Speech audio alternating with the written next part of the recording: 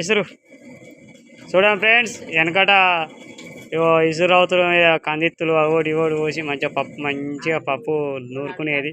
ఇప్పుడు మొత్తం రెడీమేడ్ అయిపోయింది. ఇప్పుడు ఏమున్నా మిషన్లో ఒత్తురు పర్రు అంటారు, 5 నిమిషాల్లో అయిపోతుంది పప్పు. ఇట్లా ఇసురవుతు మీద ఇసురుతేనే పప్పు మంచిగా ఉంటుంది, కమ్మ ఉంటుంది. కూర వండుకున్నా కూడా బాగుంటుంది, టేస్ట్ వస్తుంది. చూడండి ఫ్రెండ్స్, మీరైతే ఇలానే చేస్తురా లేకపోతే మిషన్లలో పోసి వస్తురా చెప్పండి. వెనకటి ఇసురవుతు, ఇది ఇసురవుతు అంటారు. ఇసురవుతు చూడండి, కందిపప్పు విసురుతున్నాము.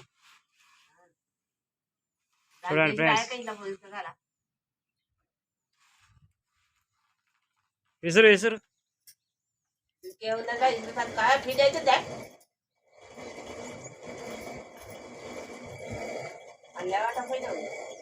పిండి పడుతుంది.